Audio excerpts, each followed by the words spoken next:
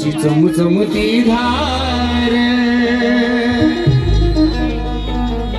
अरे विजय सारखी तलवार चालवून गेला, आपल्या निधड्या छातीने हिंदुस्थान हलवून गेला. अरे स्वर्गात गेल्यावरती ज्याला देवाने उठून मुजरा केला असा महाराष्ट्राचा जिजाऊचा पुत्र या शिवराय या महाराष्ट्रात होऊन गेला. आणि म्हणून जवा काढायची बाहेर तिची चमचमती धार. कशी घुसती अरपार, कशी घुसती अरपार शिवरायाची तलवार.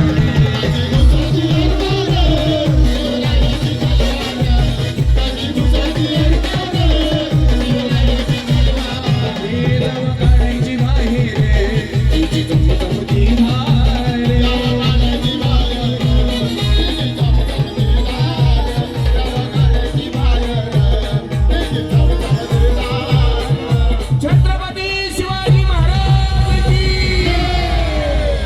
कशी घुसती अरपार, कशी घुसती अरपार शिवरायाची तलवार.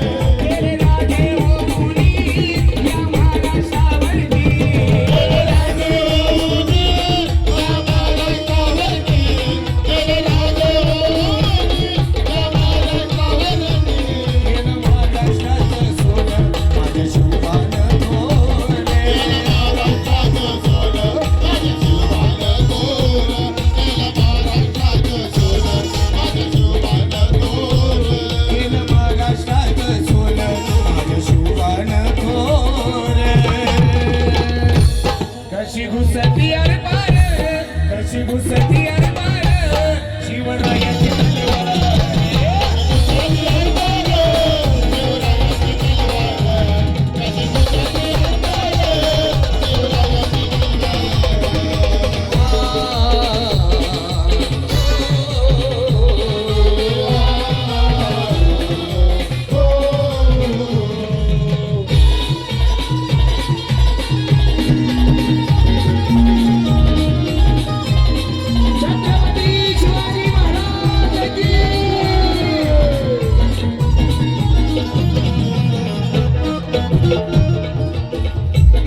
जय भवानी बोलून उचलले ते हत्यार.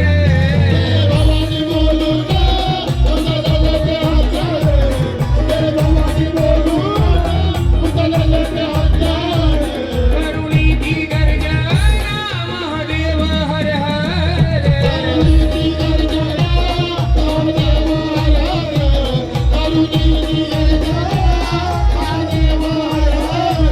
शिर छाटून पाडिले दुश्मन धरतीवर.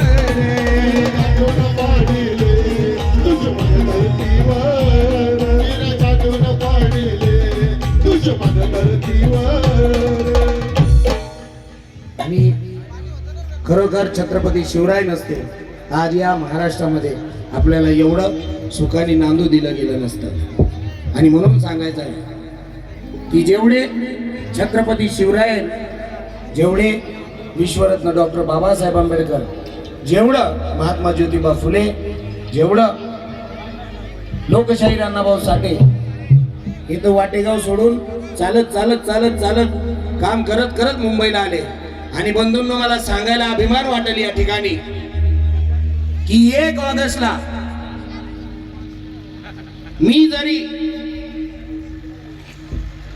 ज्या ठिकाणी राहतो चिराग नगर घाटकोपर या ठिकाणी अण्णाभाऊ साठे यांच्या बाजूला आमचं घर होतं. आणि मी त्या ठिकाणी गेली 17 वर्ष झाली रात्री 12 वाजता पहिली मानवंदना वाहणारा हा महाराजचा पट्टे आहे. लक्षात घ्या.